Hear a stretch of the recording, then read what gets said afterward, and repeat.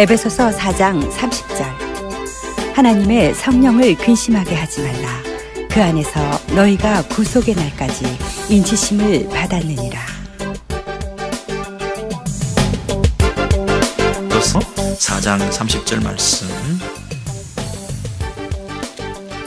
에베소서 4장 30절 말씀 우리 함께 읽습니다. 시작. 하나님의 성령을 근심하게 하지 말라. 그 안에서 너희가 구속의 날까지 인치심을 받았느니라. 아멘. 아멘. 여러분, 지난 주일의 말씀이 혹시 기억나시나요? 말하기를 다시 배우다. 여러분, 우리가 말을 할 때 내가 주목받기 위해서, 내가 어텐션을 받기 위해서, 내가 살아있음을, 내가 죽지 않았음을 그렇게 말로서 막 얘기하는 그런 투로 내가 말하지 않고, 다른 형제를, 상대자를, 듣는 사람들을 주목하면서 그들의 니드가 뭔가, 그들의 형편이 어떠한가, 그들을 어떻게 하면 살릴 수 있는가, 내가 살아있는 것을 나타내는 말이 아니라 그들을 살리고 생명을 살리고 영혼을 피어나게 하는 그 말을, 그 필요를 어떻게 내가 도와줄 수 있을까. 이런 면에서 예수 믿는 사람들은 이제 말하는 법을 새로 배우게 됐다, 그렇게 말씀드렸죠. 왜냐하면 우리가 서로 약하기 때문에 격려가 필요하고 위로가 필요하고 또 공감해 주기도 하고, 너무너무 약하기 때문에 세게 말하지 마라. 너무 약하다. 상처 주는 사람은 아무도 없는데 상처받은 사람들 천지다. 상처받은 사람들이 다 이렇게 많은데 아무도 나는 상처 준 사람이 없어. 그 말은 우리가 너무 약한 줄 모르고 쉽게 함부로 난 상처 준 적 없다고 그렇게 말했기 때문이다. 다 약하다. 그러니까 우리가 좀 조심해서 말하자. 그래서 우리가 서로 약하기 때문에 서로 배려하고 조심하자, 그렇게 했죠. 우리 형제들 또 센 것 같아도 약하니까 센 척하는 거예요, 그죠? 남자나 여자나 다 흙으로 만들었으니까 다 깨어지기 쉬운 그릇이잖아요, 그죠? 그래서 우리가 서로 앞뒤좌우로 한번 인사하시는데요, 어떻게 인사하냐면 깨어지기 쉬운 그릇과 같은 당신에 대해서 앞으로 더 잘 모시겠습니다, 이렇게 인사하거든요. 앞으로 더 잘 모시겠습니다, 이렇게 인사하겠습니다. 앞으로 더 잘 모시겠습니다. 앞으로 더 잘 알아서 모시겠습니다. 옆에 있는 분 인사 안 하시네요. 다시 한번 하세요. 부부지간에 한 번 더 하세요. 앞으로 더 잘 모시겠습니다. 네. 여러분, 공동체가 이렇게 표현하고 사랑을 고백하고 좋은 분위기에서 서로를 리스펙트하는 이런 분위기에서는 새 신자들이나 새 가족들이 잘 자랄 수가 있어요. 근데 서로 막 긴장이 있고 뭐 알아서 잘 모시지 않고 이렇게 서로 세게 말하고 막 그냥 상처 주고 이러면 어린 우리 자녀들이 그 가정에서 잘 자랄 수가 없어요. 마찬가지로 영적으로도 좋은 분위기에서, 좋은 환경에서 잘 성장할 수 있다. 그거 정말 하나님께서 우리 교회도 그런 좋은 분위기 허락해 주신 줄로 믿습니다. 오늘 말씀 제목을 보니까 양심의 가책인가 성령의 근심인가, 또 이런 제목인데요. 여러분, 양심 그러면 저나 여러분이 다 우리 안에 양심이 있다는 것을 알죠. 이런 마음이 있는 것, 내 안에 양심이 있는 거 본 적은 없지만 내가 그 기능이 있다는 것 때문에 내 안에 양심의 기능이 있구나 하는 것을 알고 있잖아요. 여러분, 양심수라는 말 들어보셨죠?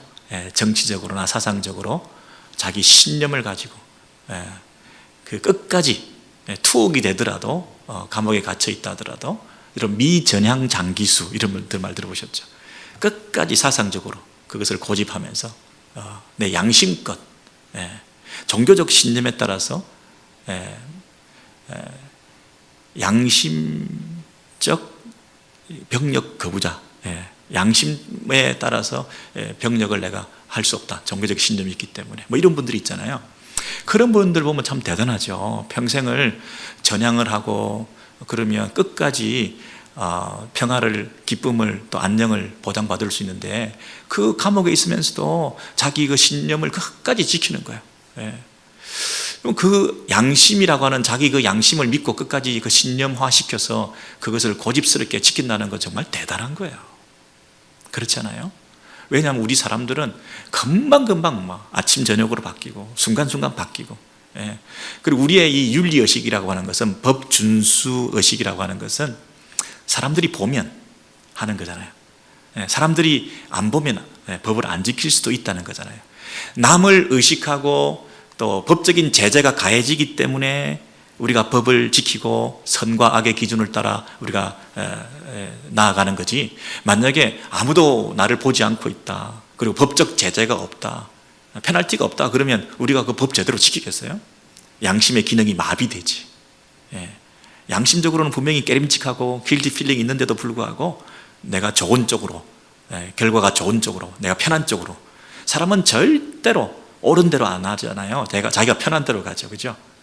그러니까 한국에 뭐 범죄율이 좀 감소되었다 뭐 이런 얘기가 있을 수 있지만 전부 뭐 때문에 그렇죠? CCTV 때문에 그렇잖아요. 온 골목골목 굴속 구석 건물마다 다 그냥 카메라가 있으니까, 다 보고 있으니까 법을 억지로라도 지키는 거 아니겠어요? 그러니까 대부분의 경우는 남의 시선을 의식해서 간신히 법을 지키는 정도인데, 그리고 선과 악의 그 기준을 따라서 나름대로 선한 대로 살려고 하는 사람들이 대부분인데, 어떤 분들은 생명 걸고 남이 보든지 안 보든지 그 법을 지키겠다, 끝까지 양심을 지키겠다, 이런 사람이 있으니 이거 대단한 거잖아요. 근데 우리들은 그러면 뭐죠? 예수 믿는 사람들은 성령께서 우리 안에 계신다 그러는데, 그러면 우리는 양심을 따라 살면 되는 건가요? 예수 믿고 난 다음에 신앙생활하는 방식은 내 안에서 선과 악의 기준이 있으니까 옳은 대로, 틀린 것은 하지 말고 옳다고 생각하는 것을 내가 밀고 나가야 되는, 이런 아주 고지식하고 그 말씀을 그대로 지키려고 하는, 내가 생각할 때 옳다고 생각하는 것을 계속 지켜나가는 그런 모습도 우리 안에 있을 수 있잖아요. 근데 우리는 어떤 면에서는 세상에서 양심을 지키고 끝까지 고집스럽게 그 신념을 지키고 살아가는 사람보다도 못하게 그냥 우리의 이해관계에 따라 왔다 갔다 할 때도 많거든요. 그럼 우리는 도대체 어느 부류에 속하는 거죠? 우리의 정체성은 도대체 뭔 거죠? 우리의 기독교인의 윤리의 기초가 되는 건 뭐죠? 우리가 세상 사람보다 더 나은 건 뭐냐고요? 오늘 이 말씀이 주어지기 전에 거짓말을 하지 마라, 그리고 더러운 말을 하지 마라, 도적질을 하지 마라, 분노하지 마라, 이런 덕목들이 쭉 나오고 난 다음에 30절에 성령을 근심하게 하지 마라, 이렇게 되어 있는 거예요. 아니 그러면 도둑질 하지 마라, 거짓말 하지 마라, 뭐 이런 정도 윤리적인 덕목이면 세상 사람들도 양심을 지키면서 절대 거짓말 안 하고, 내 목에 칼이 들어와도 나는 내 양심을 지키면서 내가 거짓말하지 않고 내 신념을 지키면서 그렇게 산다고 하는 사람들이 많잖아요. 그들도 거짓말하지 않고, 그들도 더러운 말하지 않고, 그들도 분노하지 않고 앵거 매니지먼트 잘하면서 그렇게 다 살잖아요. 근데 우리는, 예수 믿는 사람들은, 교회에 다니는 사람들은 똑같은 그런 윤리적인 가치를 귀하게 생각하면서 그 정도도 못해가지고 전전긍긍하고 있는 그런 수준인가요? 우리는 신앙생활 한다는 것이 그러면 착하게 산다, 선하게 산다, 기독교인이 윤리의식이 있다, 이런 게 뭘 말하는 거죠?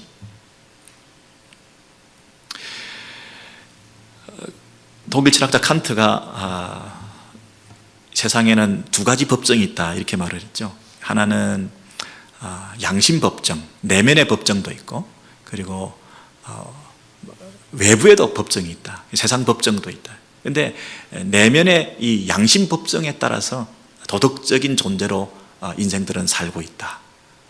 그래서 인생의 어떤 그 가치를 어느 정도 양심의 그 기능에 맡겨서 그것이 가능하리라 생각을 하는 거죠.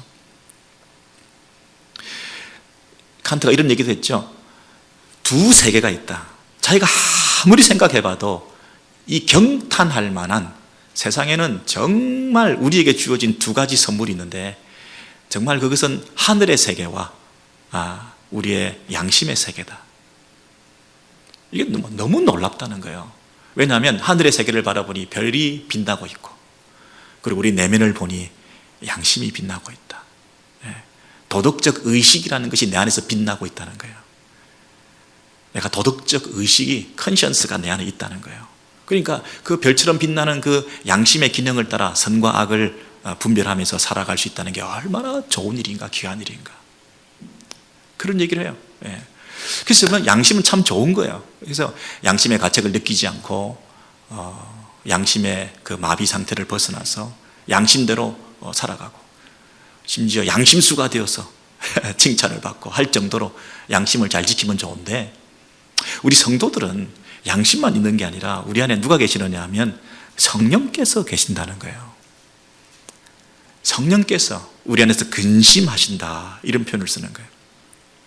도둑질하지 마라, 바른 말 해라, 더러운 말 하지 마라, 남을 구제하라, 분노하지 마라.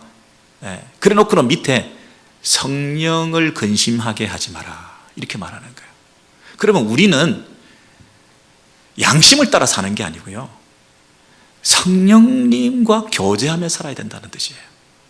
우리의 윤리의 기초는 내 양심을 믿고 내 양심의 기능을 의지해서 살아가는 게 아니라 내 안에 계시는 성령님께서, 거룩한 영이신 성령님께서 내 안에 계시는데, 그분이 인격적인 분이신데 성령을 믿사오며 성부 하나님을 믿듯이, 성자 예수 그리스도를 믿듯이 성령 하나님을 인격적인 존재로 믿기 때문에 그분이 나에게 들어오셔서 말씀하시고 대화하시고 교제하시고 나를 인도해 가시는 그분과의 관계성 속에서 거짓말하지 말고, 그분이 원하시는 대로 더러운 말 하지 말고, 그분이 원하시는 대로 분노할 때 해지기 전에 찾아가서 그 분을 거쳐라 하는 이 고상한 어떤 천국의 윤리를 구현해내는 일에 있어서 우리가 그 음성을 듣고 의식해야 되는 게 CCTV를 의식하는 게 아니고요, 양심이 살아있다는 것 때문에 그런 게 아니고요, 성령님께서 내 안에서 뭐라고 말씀하시는가, 그분이 나에게 뭐라고 지금 당신의 시선을 우리에게 주고 계시는가, 이런 것을 의식하고 살아가는 것이 그리스도인의 바른 자세라는 거예요. 거기서부터 기독 윤리라고 하는 것이 싹 든다는 거예요. 히브리서 4장이 지금 미리 떠 있던 것 같은데요, 왜 이게 잘못 뜬 것 같아요, 그죠? 히브리서 4장 15절을 먼저 비춰보시면요, 그러므로 우리에게 큰 대제사장이 있으니 승천하신 자 곧 하나님 아들 예수시라. 우리가 믿는 도리를 굳게 잡을지어다. 우리에게 있는 대제사장은 우리 연약함을 체휼하지 아니하는 자가 아니요 모든 일에 우리와 한결같이 시험을 받은 자로 돼 죄는 없으시니라. 우리가 지금 무슨 얘기를 하냐면 성령님 얘기를 하는 거예요. 성령님께서 우리 안에 계신다 그랬는데, 성령님께서 우리 안에 계시게 된 게 왜 그렇게 됐을까요?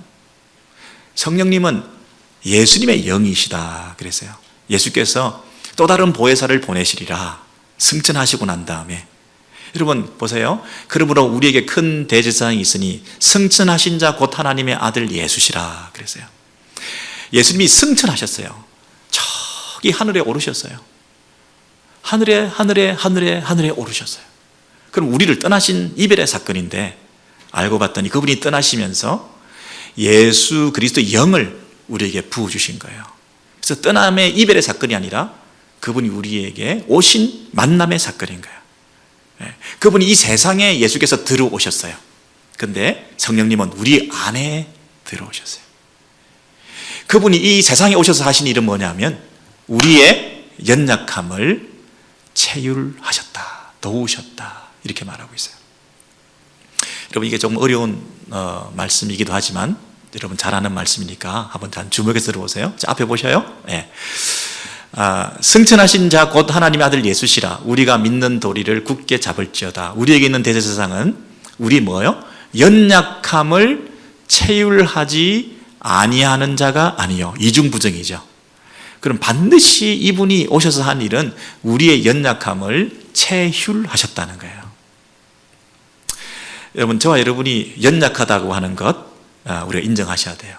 성경에서 우리는 연약하대요. 우리 연약하대요. 마음으로는 원이로되 육신이 약하도다. 우리가 약하대요. 그 말은 마음은 원하는데 육신이 약하다는 말은 우리가 뭐가 약하다는 뜻이죠? 의지력이 약하다는 거죠. 우리 참 의지력이 약해요. 한다고 해놓고 못해요. 우리만큼 의지가 약한 존재들이 있을까요? 참 약한 존재들이에요. 결심해도 그게 끝까지 잘 안 돼. 너무너무 약해. 우리가 지적으로도 너무너무 부족해요. 아는 게 없어요. 내일 일을 몰라요. 그리고 신령한 세계에 대해서 우리는 알 수가 없어요. 너무너무 무지해요. 영적 암매 상태에 있다. 무지한 존재. 우리 감성적으로도요, 감정도 너무너무 깨어지기 쉬운 유리그릇 같이 너무 약해. 건드리기만 하면 깨져버려요. 누가 무슨 말 한마디만 하면 금방 잠도 못 자. 무슨 얘기 한마디만 들으면 위경련이 일어나. 소화가 안 돼. 누가 내 얘기를 했다 그러면 막 속이 뒤집어져. 잠이 못 자. 너무너무 약한 거야. 너무너무 약해. 지정이가 다 약해요. 우리 육체는 어때요? 약해 빠졌어요. 금방 시들어버려. 안 아픈 데가 없어. 금방 노화 현상이 우리를 서글프게 만들어. 각종 질병을 달고 살아요. 어떻게 하면 좋은 의사 만날까? 이게 우리의 숙제예요.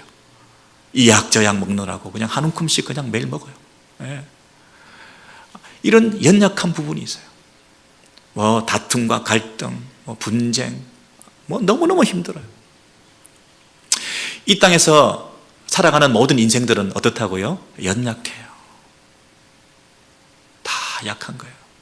근데 그 약한 것들을 내버려 두지 않고 하나님의 아들이 오셔가지고 그 연약함을 몸소 경험하셨다는 거예요.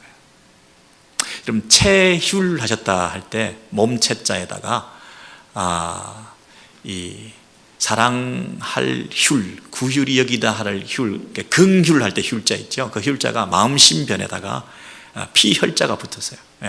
그래서 피 흘리는 그런 마음, 피까지 흘리는 그 온몸 바쳐서. 그 말은요, 옆에서 좀 힘드네 하고 이해하겠다. 당신의 그 힘듦을 이해하겠다. 그 정도 아니고요. 당신의 그 고통스러운 부분을 내가 동정 좀 한다. 이런 차원이 아니고요. 몸소 함께 고통을 겪는다 이런 뜻이야. 체휼한다는 말은 그 고통에 동참한다는 거야. 함께 아파한다는 거야. 이게 체휼이에요. 예수 그리스도께서 오셔서 하신 일이 뭐라고요? 우리 모두의 약한 부분을 몸소 체휼하셨다. 영어 표현을 보시면 sympathize 이 말이 나오죠. 그 syn이나 sym 이 접두가 붙으면 함께한다, 동참한다 그런 뜻이잖아요. synchronize라는 말을 아시죠? 동기화 이런 말을 아시죠? 같을 동자, 같이 된다. 여러분 립싱크라는 말 들어보셨죠? 입술 모양이 움직이는데 소리가 딱 같이 이렇게 일어나서 립싱크가 잘 됐다 이렇게 얘기하잖아요. 립싱크로나이즈드. 만약에 노래는 막 이렇게 하는데 소리하고 안 맞으면 어때요? 박수 받기는 그냥 야유를 받잖아요. 그죠? 그러니까 이게 잘 탁 맞아야 박수를 받을 만하거든요. 막 댄스 그룹이 나와서요, 막 춤을 추는데 전혀 노래하고 다른 상관없어요. 어떻게 되겠어요? 1992년 이후로 그 댄스 그룹이 많이 나와서 이 립싱크라고 하는 것이 처음 시작되고 그랬는데, 어떤 데는 엉뚱한 사람 노래를 거기 갖다 붙여가지고 자기 목소리도 아닌데, 그래서 그 엉뚱한 목소리 사람이 소송을 해가지고 이기기도 하고 막 그랬어요. 그러니까 이게 그 사람이 자기 그 동작에 자기 소리를 딱 붙인다는 것은 쉬운 일이 아니고 어려운 일이에요. 춤추는데 같이 소리 붙이는 건 쉽겠죠. 뭐 웬만한 일은 뭐 목소리에 동작 붙이는 것은 붙이기 쉽겠죠. 근데 하나님이 사람이 되신다. 성육신. 딱 우리가 똑같이 되셔서. 싱크로나이제이션이 쉽겠어요? 그분의 인카네이션이라고 하는 것이 육신, 고기 덩어리가 되셔서 이 땅에 오셨다는 거잖아요. 사람의 몸을 입고 오셨다는 거잖아요. 뿐만 아니라 그분이 오셔가지고 우리 안에 들어오셨다는 거예요. 그래서 우리 안에 연약한 부분들까지 같이 아파하신다는 거예요. 성령께서 근심하신다. 성령께서 우리 안에서 단식하신다. 그분이, 성령님이라는 분이 어떤 보이지 않는 영향력이나 능력이나 뭐 이런 가마력이나 이런 어떤 파워나 이런 것만 참 좋겠는데, 이분이 인격적인 분이신 거예요. 함께 울고 웃고 하시는 그 하나님 성령께서 우리 안에 계시는 거예요. 여러분, 인간의 몸을 입고 오신 예수 그리스도, 그분이 이 땅에 오셔서 하신 일이 뭐라고요? 우리 연약함을 채우라신 거예요. 그러면 그분이 떠나시고 난 다음에 다시 오시는 그분의 영이신 성령께서 하시는 일은 뭘까요? 우리의 연약함을 감당하시는 거예요. 똑같이 우리 약한 걸 아시고 주님 오시는 그날까지 성도로서 살아가는 이 땅에서의 그 신자의 삶이라는 것이 힘들다는 것을, 이중고를 겪고 있다는 것을, 이 세상 사람보다 더 힘들다는 것을, 신자로 사는 것이 더 힘들다는 것을 아시고 우리를 구원해 주시기 위해서 당신의 아들 예수 그리스도 십자가로 우리를 건져주셨을 뿐 아니라 건져낸 그 백성들의 마음 안에 들어오셔서 우리 안에서 그 함께 탄식하시면서 도우시고 우리 연약한 부분들을 이해하시고 함께 아파하시고 고통하시고, 그분이 진정 우리의 구원자라는 거예요. 우리 연약함을 아시고 우리 연약함을 도우시고 우리 연약함에 함께 그것을 감내해내시기 위해서 우리가 아파하면 같이 아파하시고, 여러분 성령께서 근심하신다는 게요 너무나 이해가 안 되시죠? 하나님은 무한 자존자, 영원 자존자, 영원히 스스로 계시는 분이세요. 그분이 무슨 영향을 받겠어요? 자충족적인 분이세요. 스스로 만족하시고 충족된 거지, 누군가가 뭘 보태준다고 해서 더 기분이 좋으시고 뭘 빼가지고 간다고 해서 뭐 기분이 나쁘시고, 무한대이신 그분에게 무한대를 공급한다고 해서 더 커지는 것도 아니고요, 무한대이신 그분에게서 무한대를 뺏어간다고 해서 그분이 뭐 흔들리는 분이 아니죠. 그분은 무슨 영향을 받으시는 분이 아니에요. 조그마한 연못에 돌을 던지면 파장이 생기고 파문이 나고요, 우리가 얼마나 많이 갈대처럼 흔들리나요? 우리는 맨날 영향받죠. 주변의 환경에 의해서 경제적으로 조금 힘들어져도 금방 죽을 듯이, 무슨 말 한마디만 들어도 금방 마음이 깨져가지고 죽일 놈 살릴 놈 하면서 우리가 너무너무 힘들어하잖아요. 우리는 주변 환경에만 너무너무 영향을 받아. 어떤 재수없는 사람 하나 만나거나 하면 하루가 재수가 없어요. 어떤 분들은 택시 운전하러 나갔다가 첫 손님 잘못 만나면 그날 집에 들어가 버린대. 일진이 나쁘다고. 너무너무 영향을 많이 받는 거예요. 뭐 각자 징크스들이 다 있어가지고요, 그렇게 살아가는 거예요. 그런 식으로 우리는 그렇게 영향을 많이 받는데 우리 하나님께서는 절대 영향받지 않으세요. 자충족하신 분이고 영원 자존자이시니까 영향받지 않으세요. 바다에요, 큰 바위를 집어던져도 바다가 꿈쩍해요. 바다에요, 산을 갖다 뽑아서 집어넣어도 바다가 큰 문제가 생겨요. 우리 하나님은 끔찍도 안 하는 분이에요. 무슨 일이 있어도 세상에 천지개벽이 일어난다 하더라도 하나님은 하나도 그냥 눈 하나 깜짝하지 않으시는 분이에요. 영원 자존자이시니까. 근데 한 분, 그분께서 영향을 받는 것이 있는데 그게 뭐냐면 당신의 자녀들이 아파할 때 그분도 아파하셔요. 하나님의 백성들인 우리가, 당신의 자녀들인 우리가 어깨를 막 흔들거리면서 흐느적거리면서 슬퍼하면서 흐느끼고 있을 때 그분도 우리의 어깨를 감싸고 함께 우시는 거예요. 영원자존자이시고 자충족하시고 산을 갖다 꽂아 넣고 천지개벽이 일어나도 끔찍도 안 하는 그분이 우리 안에서 내 슬픔을 아신다는 것이, 내 눈물을 아신다는 것이, 내가 힘들어할 때 함께 힘들어 주신다는 것이 인격적이신 성령 하나님이 우리 안에 계신다는 뜻이에요. 그걸 하기 위해서 오셨다니까요. 제 가운데 있는 우리들과 함께 하시기를 원하시지만 죄 때문에 함께 할 수 없어가지고 그 죄를 제거하기 위해서 아들까지 보내가지고 하나님께서 십자가에 못 박아 죽이는 방법을 통해서 그 아들을 믿는 자들에게 죄 없이 하셔가지고 굳이 그렇게 경건하고 거룩한 하나님의 백성들을 삼기 위해 하셔서 그 가운데 우리를 도와주시기 위해서 우리의 육체적인 장애, 문제, 우리의 눌림, 우리의 슬픔, 아픔, 근심, 염려, 상처, 갈등, 이런 여러 가지 아픔들, 그 속 깊은 그 내면의 상태까지 다 위로하시기 위해서 우리 속에 들어오셨다니까요. 남들은 알지 못하지만 내 속에서 요동하고 있는 그 부분들을 아무도 모르지. 내가 고통스러운 것은 이 문제 때문에 고통스러운 게 아니라 이걸 아무도 모른다는 사실 때문에 내가 더 고통스럽지. 이걸 누가 알아주면 그래도 위로가 될 텐데. 그러나 신자들은 그런 말을 하면 안 되죠. 알아주는 분이 계시잖아요. 억울한 일을 당했어요. 내 속을 뒤집어 보니까 내가 이렇게 억울한 일을 당했다, 이런 말을 하는 게 아니죠. 내 속에 하나님이 계셔가지고 다 알고 계시는데 뭘 뒤집어 보여요. 너무 분하고 억울하고 고통스럽고 힘든 일이 있어도 우리가 그렇게 함부로 말하는 거 아니죠. 왜? 성령께서 이미 우리와 함께 슬퍼하시고 고통하시고 탄식하시고 눈물 지으시고 우리와 함께 하시는 그분이 내 안에 계신다는 것을 우리가 믿으니까 이것이 진짜 위로가 되는 거 아니겠어요? 이것이 우리를 살아있게 만들고 모든 문제에서, 모든 아픔에서, 모든 질병에서, 모든 내면의 고통 속에서, 병원에서 고칠 수 없는 모든 정신적인 질병과 아픔과 상처와 무슨 치유 방법을 통해서라도 해결할 수 없는 그 모든 문제들이 내 안에서 그분이 계신다는 것을 믿고 복음 안에서 이것이 해결될 때 그 모든 아픔과 침체 상태에서 긴 터널을 벗어날 수 있는 유일한 길 아니겠어요?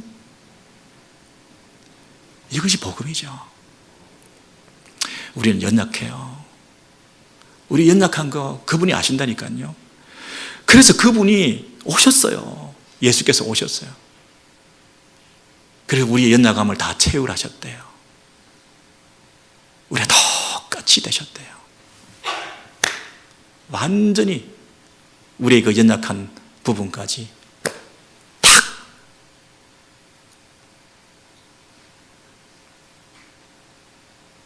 하나 되셔가지고 모르는 분이 아니래잖아요. 그분이 모를 거야? 나만 알 거야? 그분이 아신다니까요. 싱크로나이제이션이 확실히 됐다니까요. 이게 조금도 오차 없이 그분이 우리와 똑같이 되셔서 우리의 감정의 상태, 미동하는 모든 움직임까지 나 안에서 함께 하고 계시면서 내가 슬프면 같이 슬퍼하시고 탄식하시고 계신다니까요. 우리가 그걸 모르죠. 잘 느낄 수가 없죠. 마치 자식들이 부모의 마음 모르는 것처럼. 자식들이 아파할 때 부모가 더 아파한다는 사실을 자식들은 모르지. 얼마 전에 저희 집 애 하나가 저를 가슴에 이렇게 품으면서 아빠 제 마음이 아파요. 친구들하고 문제가 생겨서 그런 얘기를 하더라고요. 근데 제가 마음이 얼마나 아프든지 자기는 눈물 지면서 밤에 잠들어서 자더만 우리는 잠이 안 오던데. 그러면 자기는 자기 수준에서 자기가 제일 아픈 거지. 부모가 그렇게 아파하고 잠 못 자고 있다는 사실을 자기는 모르지. 자기는 자기가 제일 아프다고 생각하는 거야. 그 누구도 모른다고 생각하는 거야, 부모도. 예? 우리 성령님께서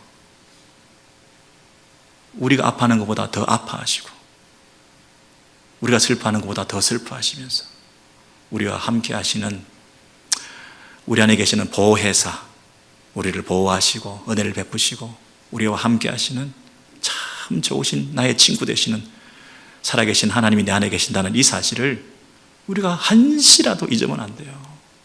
성경에서 하나님께서 그거 가르쳐 주시려고 너희 몸이 하나님이 거하시는 거룩한 전인 줄 알지 못하느냐. 성령께서 너희 안에, 너희 몸 안에 거하시는 것을 네가 알지 못하느냐. 그러면서 이 성령께서 우리 안에 계신다는 사실을 자꾸만 말씀하시는 거예요.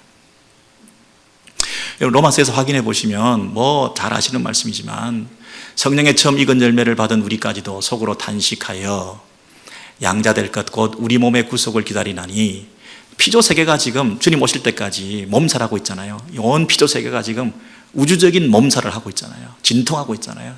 그런데 그 안에 있는 우리 성도들도 예수 믿는 우리들도 똑같이 고통하고 있는 거죠. 그래서 우리 몸의 구속을 기다리느니라. 우리의 구속과 구원은 완성된 구원은 몸까지 포함하는 구원이잖아요. 영적인 구원뿐 아니라 천국만 영원히 가는 게 아니라 우리가 부활체를 덧입어서 우리가 온전한 회복을 입는 그날까지 우리의 육신적으로 그동안 가졌던 핸디캡이나 장애나 상처나 해결하지 못했던 여러 가지 열등감이나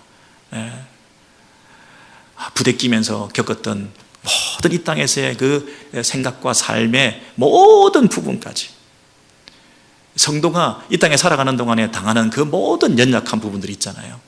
그것을 참고 기다리는데요. 그것을 누가 도우신다고요?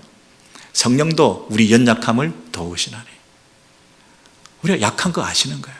이 땅에서 살기에 부적합하다는 걸 아시는 거예요. 주님 오실 때까지 우리가 이 땅에서 사는 동안 힘들다는 걸 아시는 거예요. 그러니 우리를 도우시기 위해서 그분이 오신 거예요.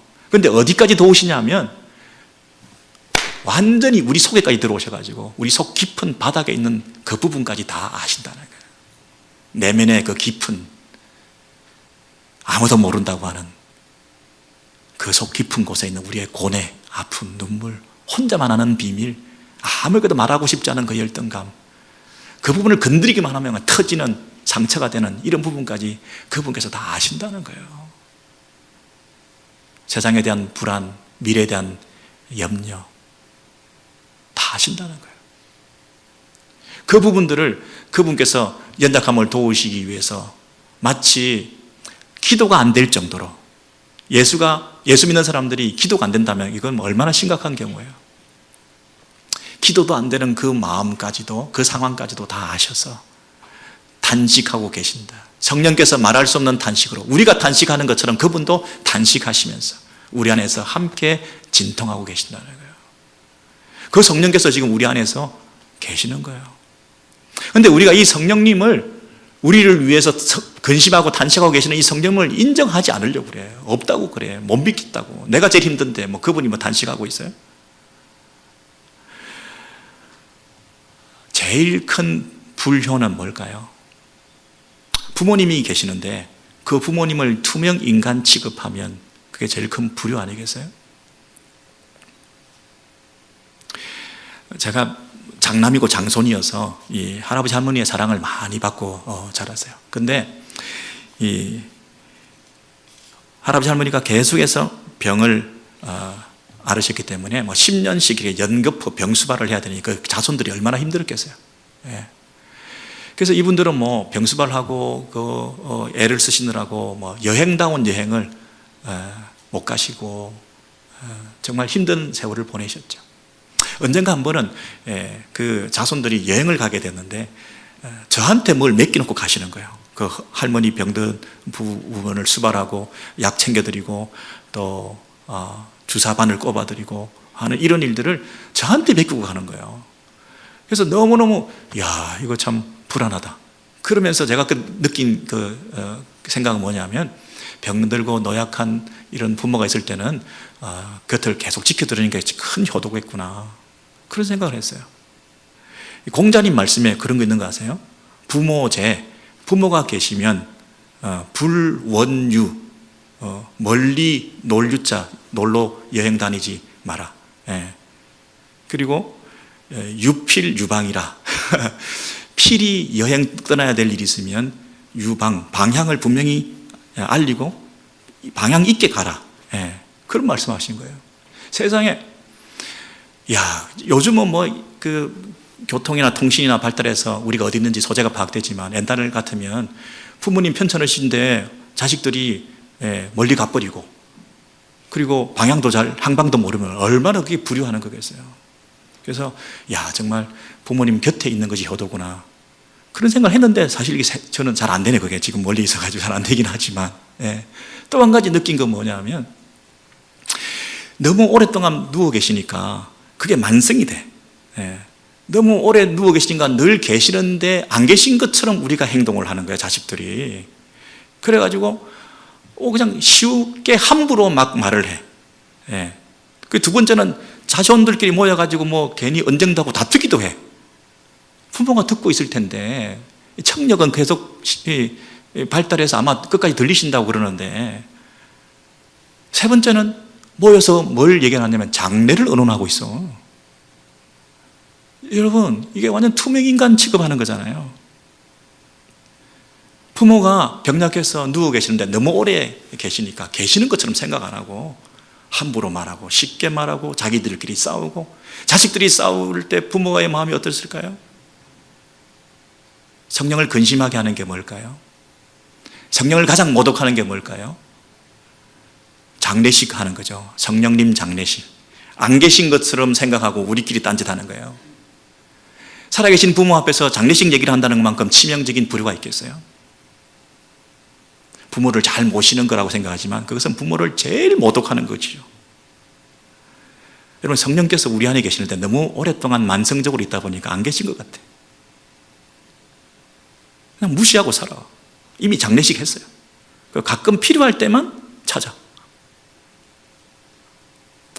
부부가 같이 교회를 다니고 신앙생활하고 부부생활을 한다고 하는 것은 어떤 의미냐 하면 갈수록 그 인티머시가 깊어지는 거죠.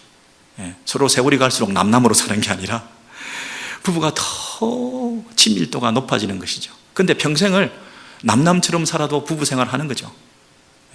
부모와 자식이 뭐 말 한마디 하지 않고도 그냥 부모와 자식으로서 가정생활을 얼마든지 하는 거죠. 그런 가정생활, 그런 부부생활도 뭐 큰 죄는 아니지만 뭐 그런 거 있을 수 있잖아요. 신앙생활 어때요? 성령께서 우리 안에 계시는데 그 성령님과 그 깊은 교제가 없다. 우리가 예수를 믿는다는 것은 한마디로 뭐냐 하면 성령님과 함께 사는 거예요. 여러분, 예수를 믿으면 그때부터 나 혼자 사는 게 아니라 두 인격이 사는 거예요. 내 안에 성령께서 계시는 거예요. 여러분, 이거 아세요? 우리는 물에 빠져도 빠질 수가 없어요. 부력이 있다니까요. 부력이 있는 것처럼 영적으로 부력이 있어가지고 성령께서 내 안에 계신다니까요. 끝까지 탄식하며 우시며 나와 함께 붙들고 계시는 그분의 기도가 있다니까요. 마치 그분이 안 계신 것처럼 내 혼자 사는 것은 신자의 삶이 아니에요. 예수 믿는 삶은 한마디로 뭐냐 하면 성령님과 함께 사는 삶이에요. 성령님과 함께 사는 삶이 없다면 예수 믿는 거 아니에요. 근데 우리는 예수는 믿는데 성령님은 저만치 버렸어요. 신비한 연합으로 성령님과 우리가 함께 살게 된 거예요. 이게 예수 믿는 사람들이에요. 우리가 새 생명을 덧입었어요. 옛사람 벗어버리고 새 생명을 덧입었어요. 그 새 생명은 씨앗이, 새 생명의 씨앗이 내 안에 심겨진 거예요. 성령께서 인치시고 성령께서 내 안에 거주하시고 내 안에 성령께서 살아계신 거예요. 그러면 그 성령의 소욕대로, 성령의 디자이어대로 살아가는 새로운 생명이 내 안에서 경향성이 생기게 된 거죠. 그래서 그 경향성대로 살아가는 새로운 생명의 성장이 내 안에 있는 거예요. 근데 그게 없다. 그러면 씨앗이 죽은 거지. 없는 거죠. 처음부터 잘못 심은 거죠. 이 예수를 믿는다는 것은 성령님과 함께 사는 삶이라는 것을 우리가 잊어서는 안 돼요. 그분이 안에 동거하고 계신다. 여러분, 집에 귀한 손님이 오랜만에 오셨어요. 그럼 여러분 어떻게 해요? 귀한 손님 오셨으면 몇 주 교회도 안 나가도 되지. 뭐 여기저기 다니고 볼 일도 보고 뭐 여행도 시켜드리고 그러니까 급한 일이 귀한 손님이잖아요. 그죠? 여러분, 우리 안에 누가 오셨어요? 귀한 손님이 오셨죠. 하나님이 오셨죠. 그럼 우리의 우선순위는 그분을 모시는 거죠. 그분의 시선을 의식하는 거죠. 그분의 음성을 듣는 거죠.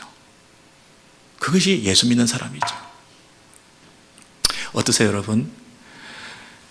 예수를 믿는다는 것은 성령님과 동행하는 것인데 우리가 성령님을 얼마나 무시하고 모독하고 사망 선고 내리면서 내가 옳은 대로 신념대로 양심대로 경험대로 교회 생활한 적이 얼마나 많습니까? 교회 생활할 때 이렇게 하면 돼. 내가 옳다고 생각하는 대로 가자. 난 하나도 부대끼고 거리끼는 게 없어. 이것이 옳은 거야. 여러분, 그렇게 말하기 이전에 양심수로 살기 이전에 여러분이 성령님과 교제하는 그런 겸손한 하나님의 자녀로서 사시는 그런 모습이 있으신가요? 이게 너무너무 중요하죠. 하나님은 아버지가 되셔서 당신의 자녀들의 그 아픔에 동참하시고 그 자녀들과 함께 그 고통에 동참하셔서 우리를 도우시고 함께 하시려고 기다리시는데 우리는 성령님께서 기다리시고 근심하시고 우리를 향해서 바라보신다 하더라도 우리는 필요 없다는 거예요. 성령님이 근심하건 말건 나는 뭐 내 혼자 살겠다는 거예요, 지금. 뭐 성령님 그 누군데 도대체. 그분이 하나님이시라고 얘기해도 그 끔찍도 안 하는 거예요. 난 내 방식대로 살겠다는 거예요, 지금 계속. 내가 지금까지 살아왔는데 잘 살아왔는데 뭐 성령님이 보이지 않는 존재가 하나님이 갑자기 뭐 나타나가지고 내 안에서 뭐 어쩐단 말이에요. 그러면서 우리는 또 그렇게 살려고 하는 거예요, 지금. 여러분, 창조주 하나님께서 이 땅을 만드시고 타락한 이 세상 가운데 구원자를 보내셔서 에덴에서 실현되었던 하나님과 함께하는 그 아름다운 삶을 임마누엘의 원리를 계속 실현해 가시기 위해서 당신의 아들을 보내셔서 이 땅을 구원하시고 그 십자가를 통해서 이 땅에 죄 없이 하시는 하나님의 백성들을 불러 모셔서 죄 없는 하나님의 백성들 속에 그분의 임재가, 그분의 함께 하심이, 임마누엘의 원리가 우리 안에 실현되게 하기 위해서 이제 성령께서 우리 안에 오셔서 들어오셔서 강권적으로 내가 너와 함께 하겠다, 그렇게 말씀하셨는데, 그래서 그분이 우리의 삶을 통해서 근심하시면서 안타까워하시면서 먼 훗날 다시 오실 그 예수 그리스도의 재림의 날을 기대하면서, 완성된 구원의 날을 기대하면서 이미 인치셨기 때문에 너는 포기될 수 없는 나의 백성이니까, 너는 버릴 수 없는 내 아들, 딸이니까 내가 끝까지 너와 함께 할 것이라고 약속하셨으니까, 거기에 속해 있는, 인치셔서 내가 그 나라에 속했다는 사실을 깨닫는 우리들이라 한다면 그 나라의 백성답게 사는 삶을 살아야 될 거 아닙니까? 성령님의 근심하심이 우리에게 있다, 거짓말하지 마라. 더러운 말 꺼내지도 마라. 입 밖에도 내지 마라. 성령님께서 근심하신다. 우리의 언어 생활을 통해서 성령님께서 근심하고 계신다. 도둑질 하지 마라. 남의 마음 아프게 하지 마라. 해지기 전에 분노를 거쳐라. 성령님께서 근심하신다. 여러분, 그것이 우리 신자의 윤리의, 기독교 윤리의 기초가 되는 거예요. 양심의 가책을 따라서 우리가 사는 게 아니라 성령님의 근심하시는 그 시선과 음성을 들으면서 매일매일 그분 앞에서 살아가는 거예요. 그분과 동거한다는 삶의 그 이유를 아시겠습니까?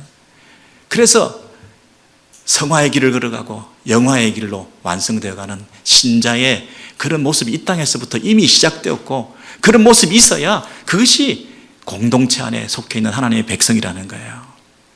성령님께서 내 안에 있는 것처럼 형제의 속에도 성령님께서 계시기 때문에 내가 함부로 그 형제에게 말하면 그 말을 듣는 성령께서, 상대방 안에 있는 그 성령께서 근심하신다는 거예요.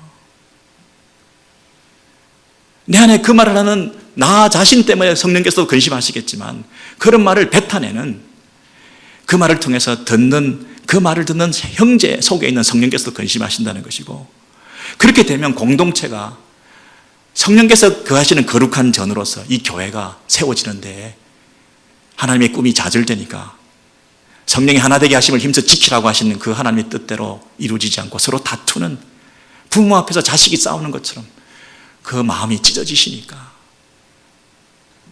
우리 공동체를 위해서, 지체를 위해서라도 성령의 근심하심을 생각하면서 그런 행동을 함부로 하지 말라는 거예요.